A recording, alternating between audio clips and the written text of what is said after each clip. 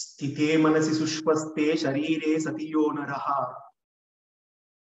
धातु साम्ये स्थिते स्मर्ता विश्वरूपं च मामजम् ततस्तं म्रियमाणं तु काष्ठ पाषाण सन्निभम् अहं स्मरामि मद्भक्तं नयामि परमां गतिम्. Prostrations to Varahadeva. This is a glorious declaration, popularly celebrated as Varaha Charamashloka,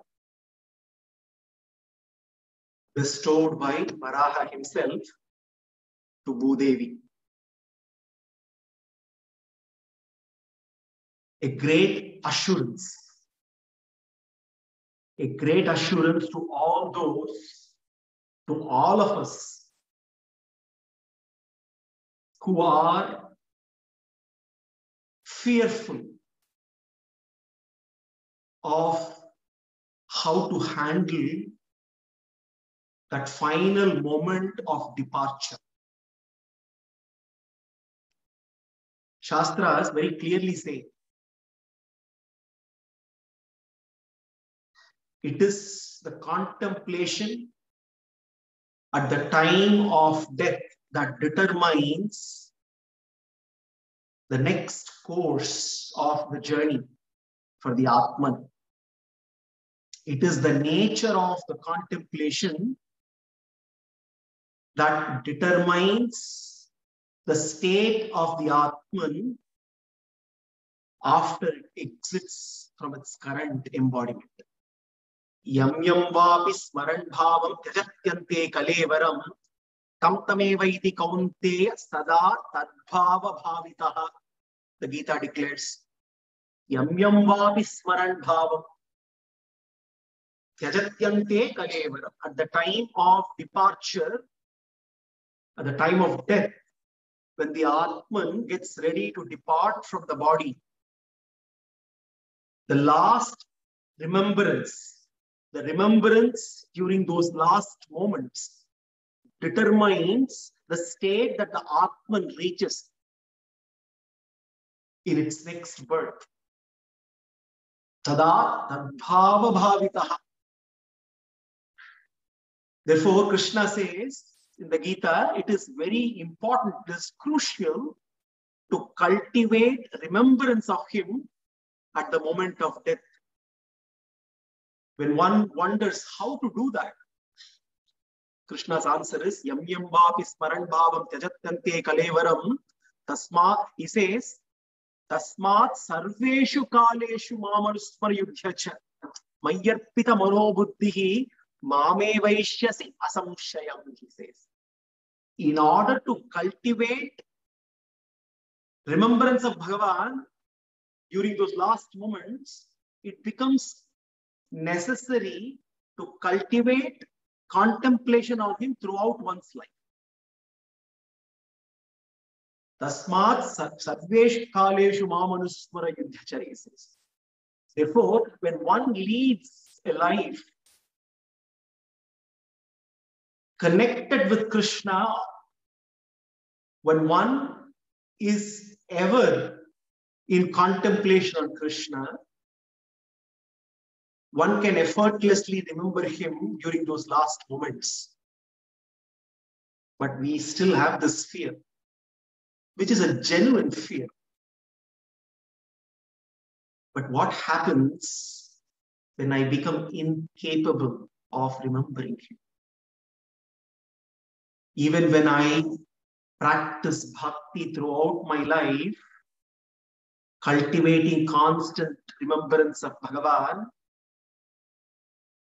what happens when my indriyas do not cooperate? When my mind stops functioning? When my capabilities, my faculties stop cooperating? What happens? How do I then remember him? How do I contemplate on him? In order to answer this question,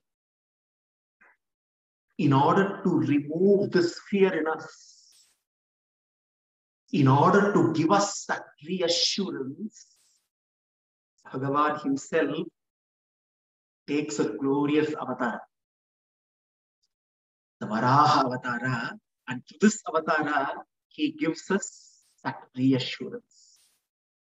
As Varaha, he declares to Bhudevi, Stite manasi shushvaste sharire satiyo naraha dhatu saunge stite smarta vishwarupam chamamajam tatastam riyamanam tu kashtapashana sannibam aham smaravi madbhaktam nayami paramam gatim. Tatastam riyamanam tu kashtapashana sannibam. When my bhakta, even if is he in a state like a piece of wood or like a stone, incapable of doing anything, when all the bodily functions stop, when the mind and the indriyas do not cooperate, it does not matter as long as the bhakta surrenders to him with all of his faculties were properly functioning. Stite manasi sushvaste sharire satiyo naraha dhatu saumye stite smarta vishwarupam chamamajam. When the mind cooperates and functions, when all the indriyas are in control, when the body works properly and is in good shape, when one surrenders to him, knowing him to be the goal and the means to reach the goal, to that bhakta, Bhagavan assures at the time of death, even when he cannot remember me, it does not matter. Antima smriti varjanam. There is no need for that bhakta to remember me. Why? Because I shall remember him during those moments, and I shall guide him along the Achiradi Marga and take him along to my abode, assures Varahadeva. Such is the glory of the Avatara of Varaha. The third canto of Srimad Bhagavatam essentially captures two important conversations. One conversation between Mahatma Vidura and Uddhava. And this conversation is around Krishna Leela, Krishna Cheshtitas, where Uddhava shares his Krishna Anubhava with Vidura. The other important conversation, which forms the bulk of the third canto, the Tritiya Skanda of Srimad Bhagavatam, is the glorious conversation between Mahatma Vidura and Maitreya. Maitreya, the illustrious disciple of Parashara. It is this conversation between Vidura and Maitreya which answers several questions raised by Parikshit in the second canto. It is in this conversation Maitreya goes at length describing several concepts, detailing several topics. Maitreya takes up the topic of Srishti and Pralaya. And he also takes up the very interesting and intriguing topic of time, Kala. Time, as per our Shastras, is not linear. This is very important to understand. Time is cyclical. What we call time is what elapses between Srishti and Pralaya. And Srishti and Pralaya goes on repeatedly. So therefore, time is not linear, time is cyclical. And our Shastras look at time and divide time that elapses between Srishti and Pralaya. And when we talk of Pralaya, there are different kinds of Pralaya. Nitya Pralaya, Naimittika pralaya, prakrita pralaya, atyantika pralaya. When we talk about nitya pralaya, it refers to the death that happens to every living being. Pralaya is dissolution, while Srishti is emanation. Srishti is about forms, manifestation of forms. Pralaya is about dissolution of forms. Nitya Pralaya is when a living being loses its form, the current embodiment dissolves. It does not disappear, it only dissolves, because every form is made up of Panchabhutas. So the nature of the form changes, but the Panchabhutas do not get destroyed. That is why Pralaya has to be understood as not destruction, but as dissolution. Nitya Pralaya. Pralaya that happens repeatedly to every living being. Naimittika Pralaya. Naimittika Pralaya happens at the end of a kalpa. We will see what a kalpa is. At the end of a kalpa, Naimittika Pralaya happens. When a Naimittika Pralaya happens, then only the 3 upper lokas survive. All the other lokas get dissolved. When we say the upper lokas, we looked at the 14 lokas, and the upper urdhva loka, bhuhu, bhuvaha, suvaha, maha, janaha, tapaha, satyam. Maharloka, janaloka, tapoloka, satyaloka, upper lokas, the 3 upper lokas. Janaloka, tapoloka, satyaloka, they survive. Satyaloka is where Brahma is situated. Naimittika Pralaya, all the other lokas get dissolved. That happens at the end of a kalpa. And then Brahma begins Srishti right at the beginning of a kalpa. Prakrita Pralaya or Mahapralaya happens at the end of the lifetime of a Brahma.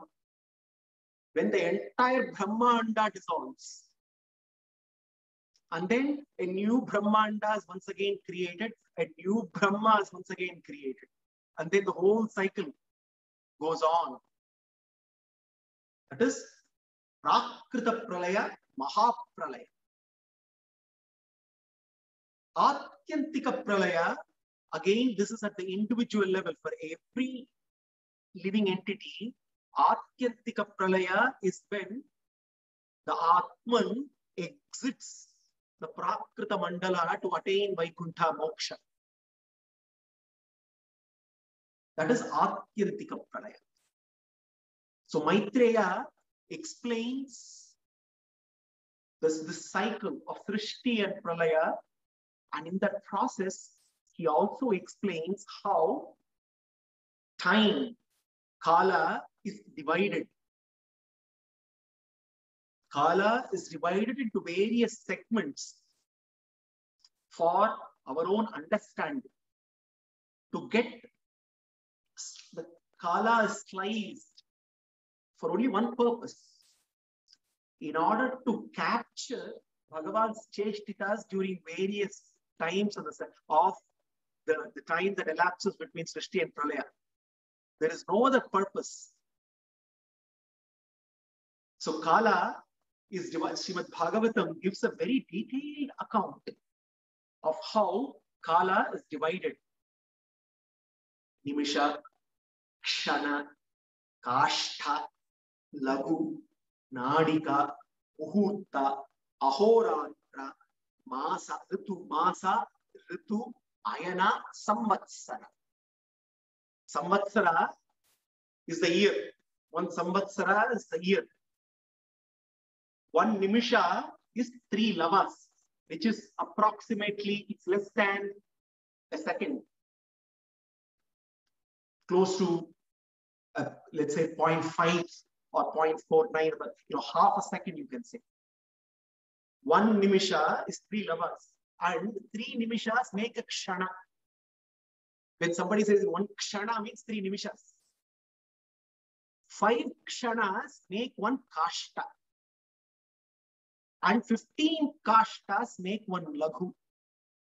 And 15 laghus make a nadika, and 2 nadikas make a muhurta. Muhurta is approximately 48 minutes, 1 muhurta.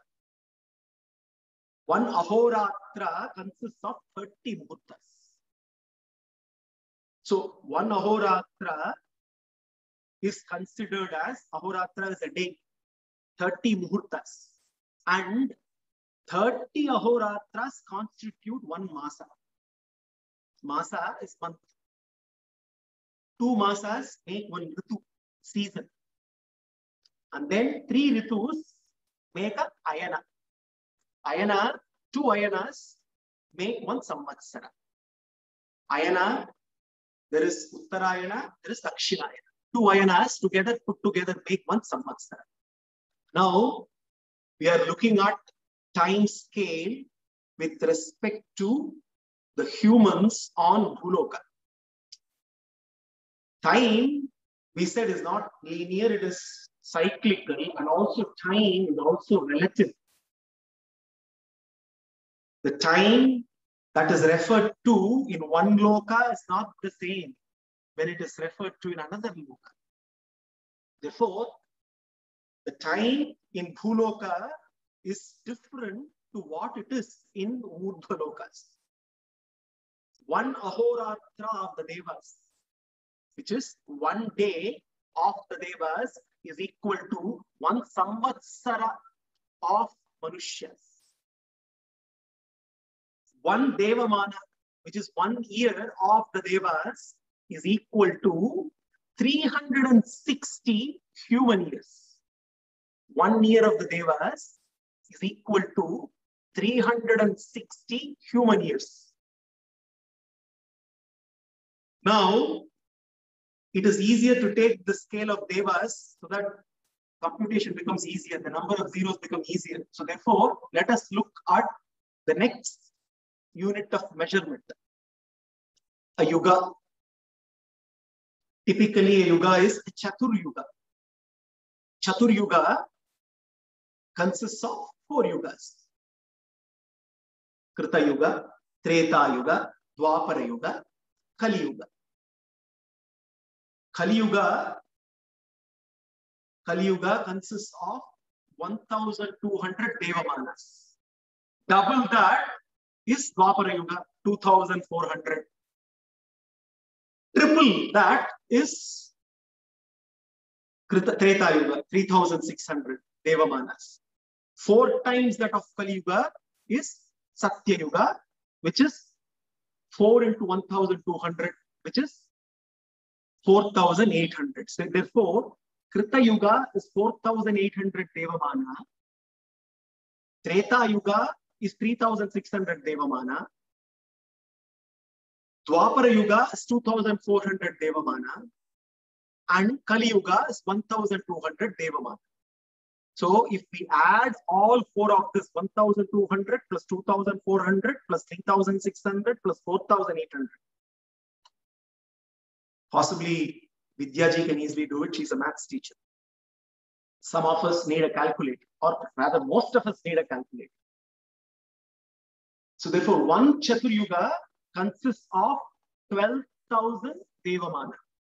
Now 12,000 Devamana multiplied by 360. That gives 1 Chatur Yuga. So Kali Yuga is 1,200 Devamana. So 1,200 into 360 is 432,000 human years.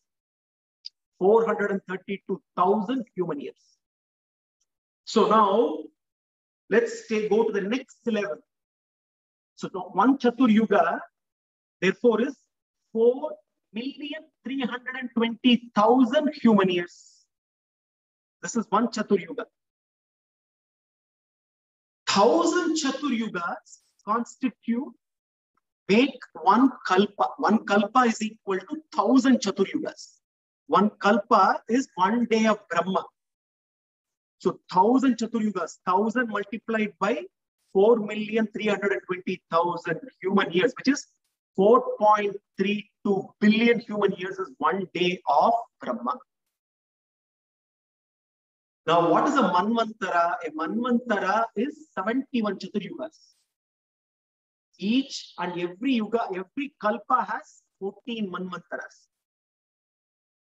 Now, a Brahma has 100 Brahma years.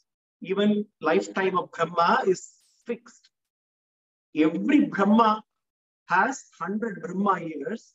Every Brahma year has 360 days, which means one kalpa which is day and one kalpa which is night. So therefore, how do we calculate the lifespan of a Brahma? 100 multiplied by 360 into 2 into one kalpa, which is 4,320,000 human years, which is 311 trillion 40 billion human years. This is the lifespan of a Brahma. The current Brahma, Brahma's lifetime is divided into two parts, two parardhas. And the current Brahma is a middle-aged Brahma. He's already completed 50 Brahma years, second parardha. And in the second Dvitiya parardha, now we are in the kalpa called Shvetavaraha kalpa. And within the Shvetavaraha kalpa, out of the 14 Manvantaras, we are in the 7th Manvantara, Vaivashvata Manvantara. Within Vaivashvata Manvantara, we are in the 28th Chaturyuga. There are 71 Chaturyugas in every Manvantara. In the current Manvantara, we are in 28th Chaturyuga. Within the 28th Chaturyuga, currently we are in Kali Yuga, and within Kali Yuga, approximately 5,000 plus years have elapsed. Now, in the context of calibrating time and in the context of giving a view to Vidura on a perspective on time, Maitreya comes to the current kalpa.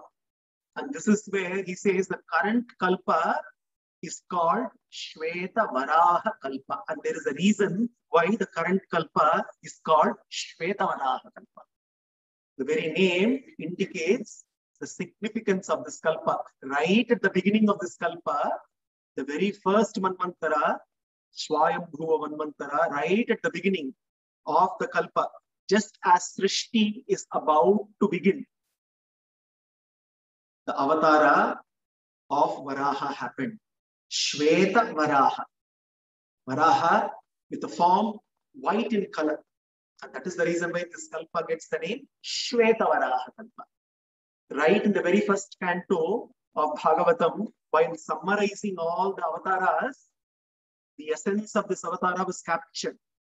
Vitiyam tu bhavayasya rasatala gatam mahim uddharishyanme upadatta yajneshaha sukaram vapuhu. Vitiyam tu bhavasyasya. At that time it was called the second avatara, Dvitiya. Why? Just before this, the Kumaras were created. Brahma started creation with the Kumaras. And then Brahma started to meditate on Bhagavan to start further creation. Yashti Srishti. Vitiyam tu bhavasyasya rasatala gatam mahim uddharishyan upadatta yajneshaha sukaram vapuhu. Yajnesha. Bhagavan, this avatara, he is called Yajnesha. There is a reason why he is called Varaha. We'll come to that. The most significant nama is Yajnesha. Yajna means any action which is done for the welfare of all. That is Yajna. any action that is carried out for the welfare of all. So therefore, Bhagavan is Yajnesha, the one whose actions are always for the welfare of others. He is Yajna Varaha, the very embodiment of Yajna. Yajna is the principle of abundance. This avatara, the purpose of this avatara is to ensure that Bhuloka, earth, gets ready to sustain abundance. In order, the earth gets ready for habitation, to support life and living. Therefore, this avatara is so very significant. Yajneshaha Saukaram Vapuhu. Varaha is also called Sukara. Now, we all loosely call this avatara Varaha avatara. Varaha is boar. Bhagavan is boar-like, we say. He is like a hog. How can Bhagavan be boar-like? It should be the other way around. When Varaha avatara happened, it was right at the beginning of creation. There were, forget about boars, they were not even humans. There were no other living species on earth yet. All the animals were created later. So how can Varaha avatara, how can Bhagavan's form resemble boar-like? When I say boar, B-O-A-R, boar. For our own convenience, we refer to this form because the form looks like the boar that we can see today. But this form, Bhagavan took much before creation happened. So therefore, there is a significance to this form that we need to understand and appreciate. And also there is a significance. Even Sukara translates today to a boar, a hog. But again, when we know the true meaning of what Sukara is, we also can appreciate the form, the glorious form that Bhagavan assumed during this avatar. This is an avatara which is very special. Varaha avatara. It is because of this avatara that there is life on earth. This is resurrecting earth. So here it is said, Rasatala Gatam Mahim. It seems earth was submerged.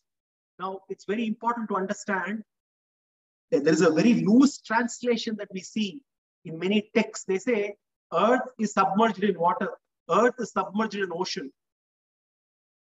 And some brilliant minds start to question.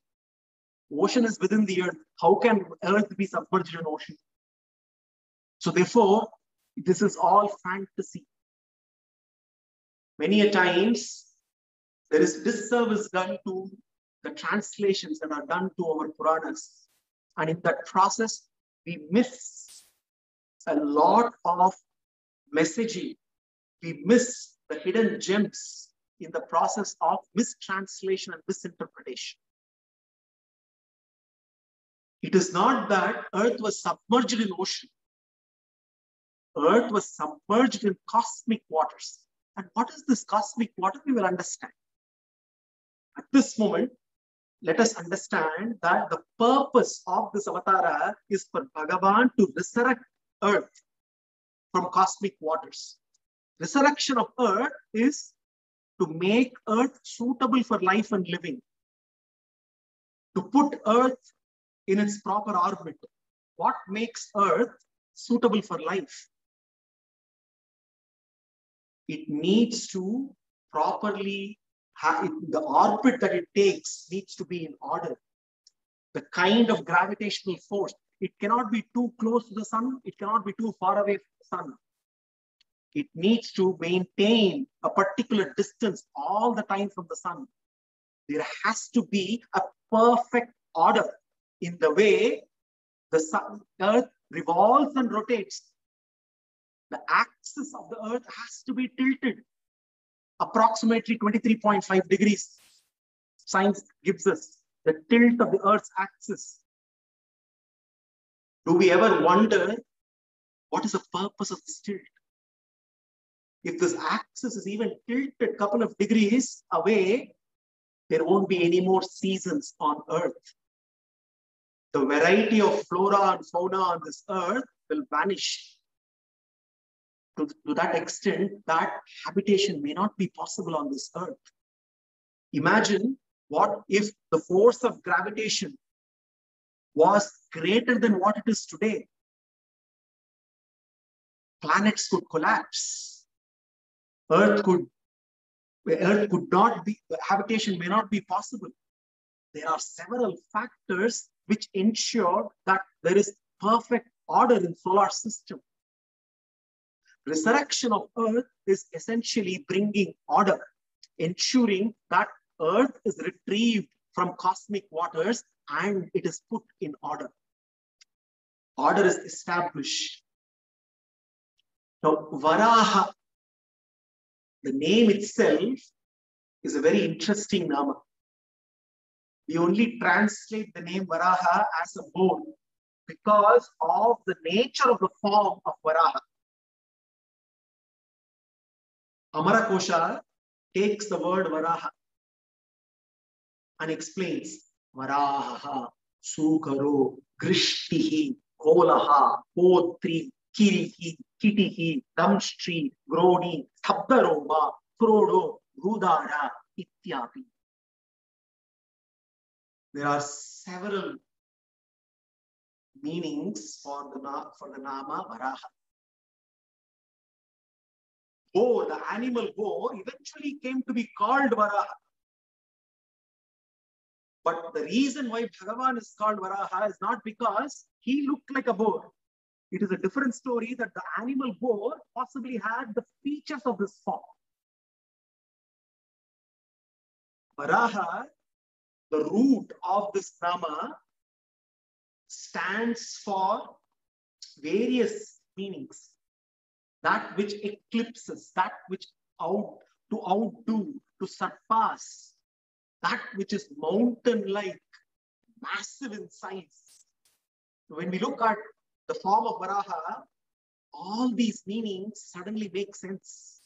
A humongous figure, eclipsing everything, outdoing everything, enrapturing, charming, fascinating.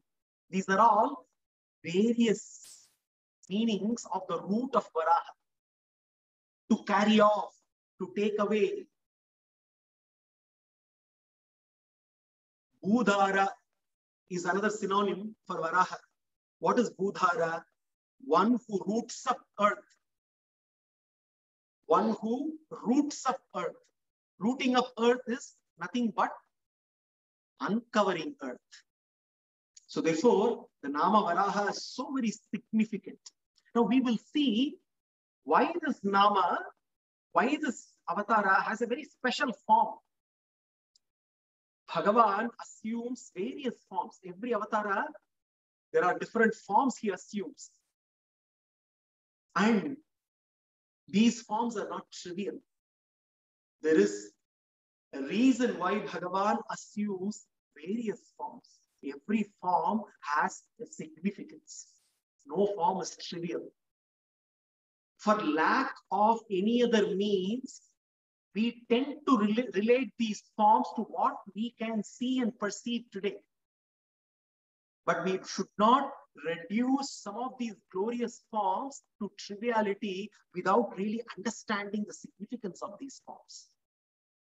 Varaha Avatara is such a glorious Avatara, and we will see the way Bhagavatam explains, captures the glory of this Avatara, the message and the meaning and the significance of the form unravels.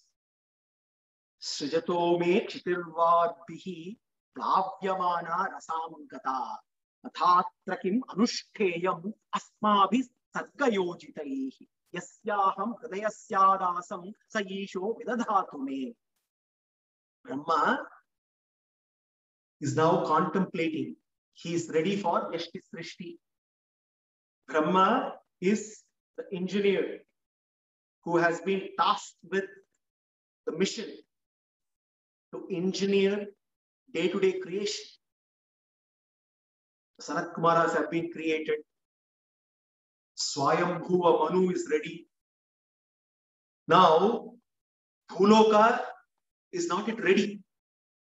Because of Pralaya, now this is the beginning of a new Kalpa. Kalpa has just begun, which means Pralaya has just ended. Pralaya is dissolution. And this dissolution has swallowed Prithvi, the Bhuloka. And Bhuloka is submerged in cosmic waters. We will see this in a little bit detail as we go in. So therefore, Earth is not yet ready. And Brahma is now contemplating what to do now. Athatra kim anushteyam asmavihi sadgayojitaihi. What can we do who are engaged in this matter of creation? You know, this is not only for Brahma, this applies to each and every one of us. Because just like Brahma, all of us are creators. Or rather, we are all co-creators. Because every action that we undertake, we are co-creating the action. It's just that we forget the co. We think we are only the creators. We are actually co-creators. Bhagavan is the creator. We are co-creators. Brahma also realizes that. He knows that he is the co-creator. He says, Atratra kim anushteyam asmabihi sargayojitaihi. What can I do now? Because it's a challenge that is presented to him. A huge challenge. Srishti has to begin. But Earth is not yet ready to receive all the living beings who are destined to go to Earth. Yasyaham hridayadasam sa ishaha vidadhatu me. But Brahma, unlike us, is very clear. He says, the one who has created me will also show me the way. He is very clear. He is not confused. He is not agitated. He knows there is a way out. There is a way out of this current. It's not a problem for him. It's only a challenge. And he says, the one from whom I was born, he is the best. That Almighty, that Narayana will take care. And he will take care of this current challenge. The question all of us need to ask is, do we also think the same when we are presented with challenges? The one who has created me and the one who also created the challenge right in front of me, won't he find a way out for me? This is exactly what Brahma is contemplating on. Brahma knows that he has to make a choice. The choice is whether he chooses to be directed by the material nature or he chooses to be directed by the director of the material nature. And Brahma makes the wise choice. Brahma goes into deep contemplation, meditating on Narayana. Ityabidhayato nasa vivarat sahasanagha marahato ko niragat ankushta parimanakaha. Lo and behold, something magical, something wondrous happens right at the very moment. Brahma contemplating on Bhagavan, iti avidhyayato, while he was contemplating on Bhagavan, nasa vivarat sahasa, all of a sudden, nasa vivarat, a form emerged from Brahma's nostril, from his nose. Varahatoko niragad angushta arimanakaha, a thumb-sized, a small form, a form of that emerged from Brahma's nostril then and then.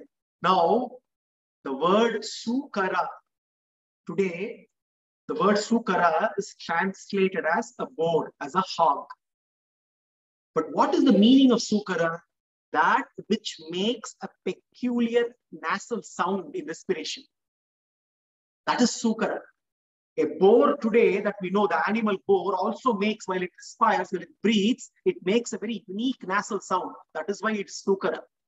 Now here, coincidentally, this Sukara is emerging from the nose of Brahma, Brahma's nostril, making a very peculiar sound, a nasal sound in respiration.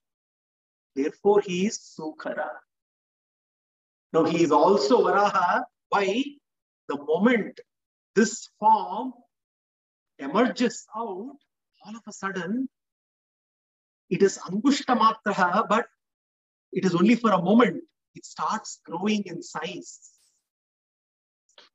It is fascinating. It is a fascinating sight. And Brahma is looking at the wonder, the magic that is happening right in front of him. Tasya vipashyataha kastaha kshanena kila bharata gajamatra pravavridhetat adbhutam apunmahat. Adbhutam apunmahat. What is that adbhuta? Gajamatraha pravavridhe. Gajama suddenly growing in size, a humongous elephant in size, started to expand, becoming mountain-like. That is why it is Varaha. Massive, mountain-like. And then, Nishamyate Gargaritam Swakeda Shaishtu Mayamaya Sukharasya Janastapas Satya Nivasinaste Tribhipravritte Munayaha Agrinam Sma. Agrinam. All the munis, all the great sages, Janaloka, Tapaloka, Satyaloka, all the great virtuous Mahatmas in all these lokas are now able to see this massive form. It's no longer small in size, not even like an elephant. It's growing massive in size, transcending every other loka, growing in size, and all in the lokas, Janaloka, Tapaloka, Satyaloka, all of them are able to have that glorious vision, and they're all chanting the Vedas, praising. They all know now something wondrous is going to happen. They're all waiting for the wonder of all wonders. Auspicious chants, the Vedic chanting is happening, and Brahma is thrilled that sooner or later the solution to the problem is going to be found. And then we get the answer to the question why Bhagavan takes this weak form, the Varaha form, the form which today we say it looks like a boar. Granena prativya padavim vijikran kodavadeshaha swayam atparangaha karanadam shrobi akaranadabhyam udviksha vipran granata avishatkam. Avishatkam. He enters the cosmic waters. Now, this possibly is the most important shloka in the entire episode of Varaha Avitara. But many times, people just go through the shloka superficially. But this has answers to all our questions on the significance of this avatar. Granena prativim, pradhanena prativya padavim. Now, in order to understand the significance of the form of Varaha, the Yajnesha, the Yajna Varaha, what is the reason for this form that Varaha has, who looks like a boar, the boar that we currently know, the animal boar? For this, we need to understand how Srishti happens.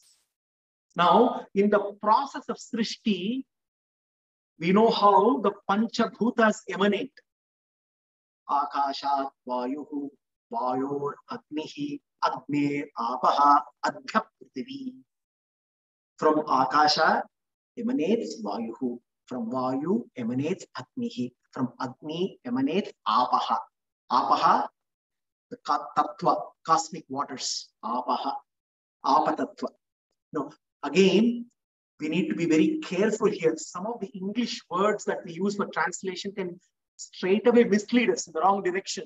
Because when we use fire, water, earth, sky, all these are very, very misleading. All these that we see, they are all end products. They are not the real tattvas. Water, we say apaha is water. But the apat tattva is not the water that we perceive and experience. This is a product after several permutation and combinations. Yes, in the water that we see and perceive, the apat tattva is dominant, no doubt.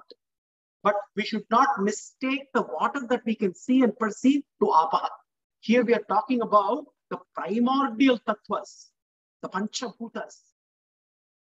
Akashat Vayuhu, Vayor Agnihi, Agner Apaha, Adhya Prithvi. The Prithvi again, the Prithvi here, the Prithvi tattva is not the earth, the Bhuloka. Bhuloka is a byproduct of various permutations and combinations of all the Panchabhutas. The Prithvi Tattva is predominant. That is the way we need to understand. Now, this is Srishti. Now, if this is Srishti, this is the order in which the Bhutas emanate during Srishti. Now, the order gets reversed during Pralaya. From Prithvi Tattva merges with Apatattva. Apatattva merges with Agni Tattva. Agni Tattva dissolves into Vayu Tattva. Vayu Tattva dissolves into Akasha Tattva. Exactly the reverse process happens when Pralaya takes place. Now, each of these tattvas have a very unique quality. A unique quality, and therefore, each of these tattvas can also be associated uniquely with an indriya that we possess. Akasha Tattva's principal guna is Shabda. Shabda Tanmatra. Shabda is sound.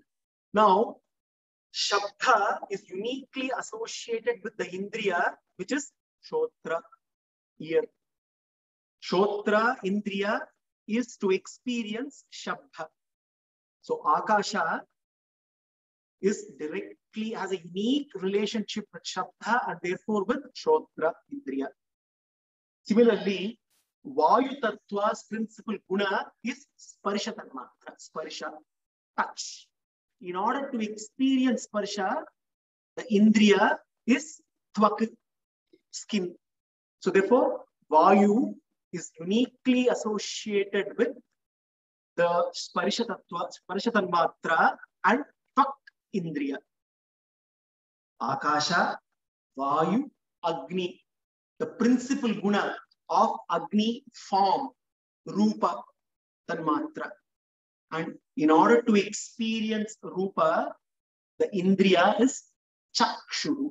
So Agni is associated with Rupa Tanmatra and Chakshu as the indriya. Apaha, the Apatattva has a unique quality, unique Tanmatra of Rasa. And to experience Rasa, the indriya is Jihva, tongue. Prithvi, the Tattva, has a unique quality of Gandha, Gandha Tanmatra. And in order to experience Gandha, smell, the indriya is Granendriya, Grana, nose. So therefore, Prithvi Tattva is directly associated with Gandha, which is directly associated with the Indriya, Grana. Now, during Pralaya, the reverse process has happened and Prithvi Tattva has dissolved into Apatattva. And therefore, Bhuloka, which is dominated by Prithvi Tattva, also has disappeared into Apaha, the cosmic waters. And now, this Prithvi has to be discovered. This Prithvi that has dissolved and merged with Apaha has to be discovered. And what is the predominant quality of Prithvi? Gandha. And what is the Indriya which is directly connected with Gandha is Granendriya. Bhagavan therefore takes a form with a predominantly large Granendriya with a huge protruding nose in order to go after, because he is going after Gandha, which is the product of Prithvi. And this is the significance of the form of Varaha. And Varaha, the form, is to discover earth submerged in the cosmic waters.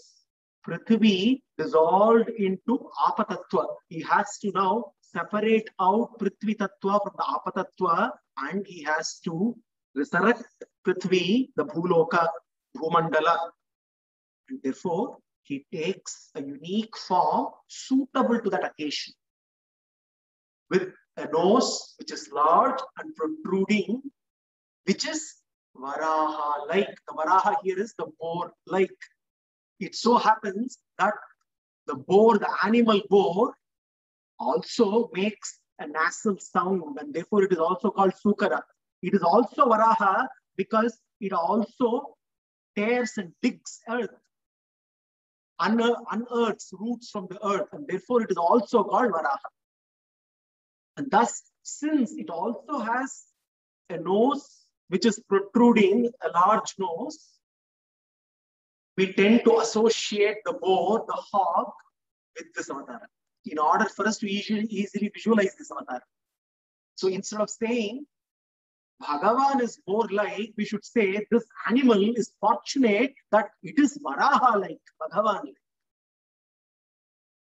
And having taken that form, which is humongous, colossal in size, Gradena Pritibhya Padavim Vijigran Krodapadeshaha Swayamattharangaha. This is where Bhagavatam unravels the mystery of this form. Gradena Pritibhya. Very clearly says, it seems he went smelling. That should give us the indication. Why should someone go after smelling? Because Gandha Tattva is the guna of Prithvi. With his nose, Ganena Prithivya Padavim Vijigran Krodapadeshaha Swayam Advaranga.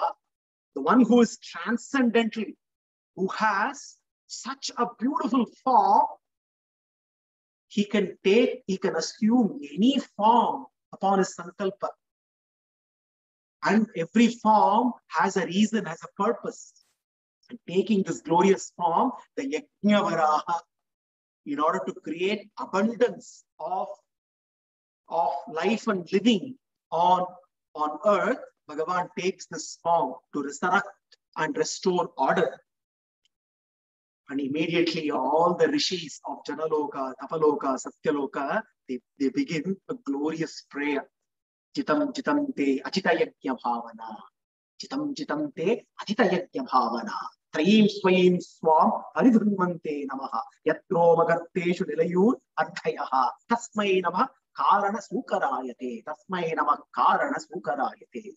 Karana sukarayate. You alone know, hey Bhagavan, the reason, the purpose of the forms that you take. Nobody can really understand easily the purpose of your avatars and the reason you take unique forms. Jitam jitam te ajitayajna bhavana. Hey, ajitayajna bhavana.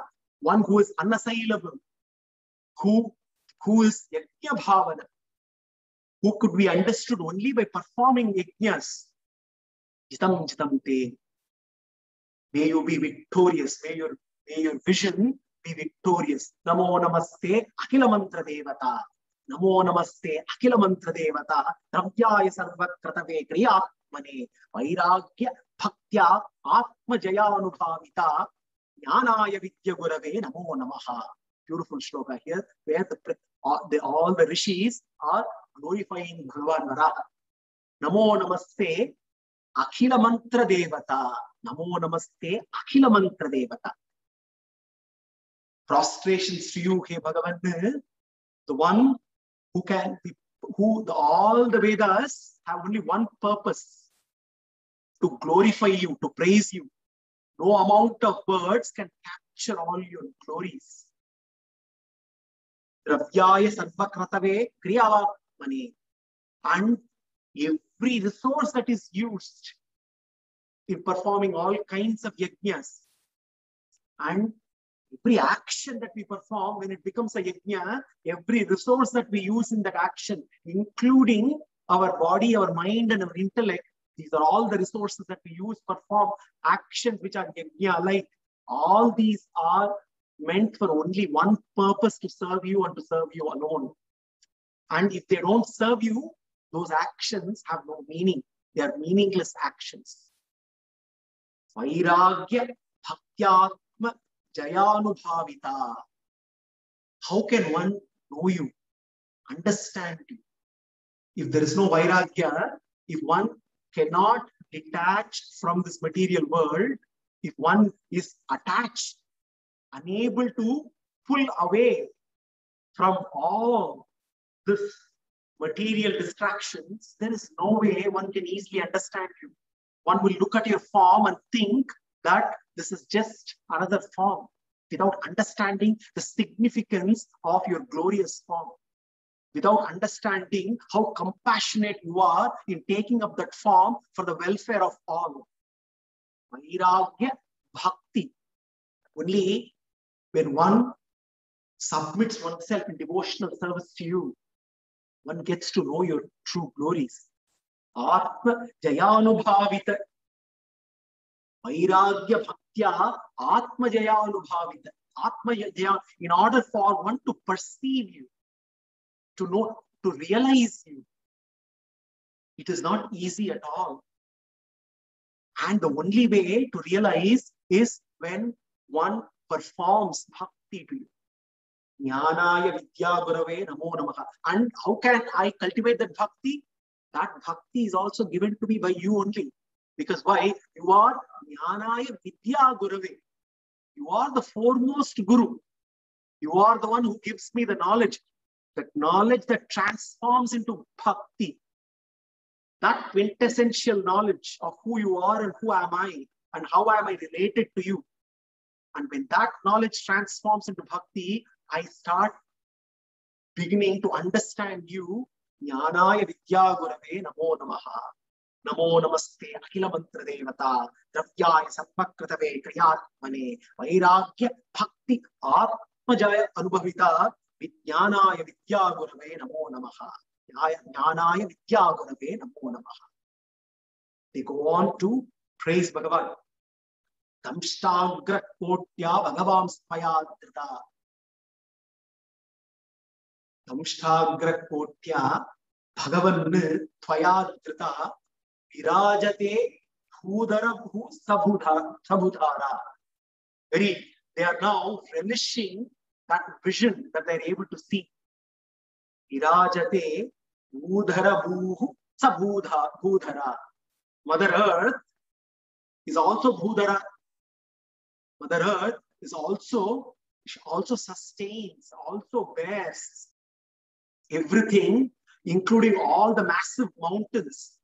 Now, mountain like Bhagavan, the boar like Bhagavan is now carrying Mother Earth, which is sustaining all the mountains. What a glorious vision. Damshtagra kotya bhagavan tvayadrita virajite bhudhara bhusabhudhara yathavanan nissarato rathadrita matan gajendrasya patra padmini. They say, just like how when a humongous elephant, we need to visualize this glorious scene here that is presented to all the rishis. When a humongous elephant, right, comes out of a pond carrying a beautiful lotus flower, a fresh lotus flower. It looked like Bhagavan, Mother Earth was like a lotus flower on the tusks, placed, situated on the tusks of Varaha. Yathavana nissarato dadadrita matan gajendrasya sapatrapatini. What a glorious sight here Bhagavan did. And they go on to pray. Samstapayenam jagatam satatastusham lokaya patnim masimataram pita idheva jasye namasa sahatvaya yasyam swatejaha agnim ivaranavadaha. Yasyam swatejaha agnim ivaranavadaha. The Agni is embedded, is latent within the Arani sticks. Because of the mantra shakti of the Brahmanas, the Arani sticks that are used for performing yajnas, it sustains, it loads within it, latent within it is Agni. All the rishis are praying to Bhagavan. Just like how the Arani sticks used in yajna sustains within the Dharana Shakti, we pray that you instill similar Dharana Shakti in Bhudevi. Because once creation begins, Bhumata requires a lot of Dharana Shakti. Adharma is also going to only grow and she needs a lot of dharana shakti, and therefore samsthapayainam jagatam satushta. She needs to take the heavy burden of all living and non-living entities. Please instill that your dharana shakti, a fragment of your dharana shakti, should be enough. And all the rishis are praying. Bhumata, Bhudevi is our mata, and she is none other than your patni, and you are our pita. And therefore, what a glorious sight for all of us, your children, mother and father together, Varaha and Bhudevi together, blessing all the rishis, and what a glorious sight. And as all the rishis are praying to Bhagavan and Bhudevi have a glorious conversation.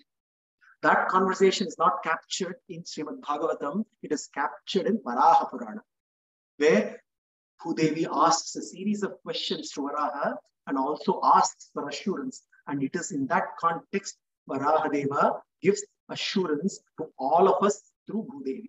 Sthite manasi swasvaste sharire satiyo naraha tatu samye sthite smarta vishwarupam chamamajam tatastam riyamanam tu kashtapashana sannibam aham smaravi mattham dayami paramam gati. Let us continue to contemplate on this glorious assurance of Varaha to Bhudevi, and let us continue to contemplate on how Varaha shall hold us by hand and lead us all the way to the Acharadi Marga, to his very own abode. We will continue to relish Varaha Avatara in the next session. Until then, Sarvam Sri Krishna Arpanamastu.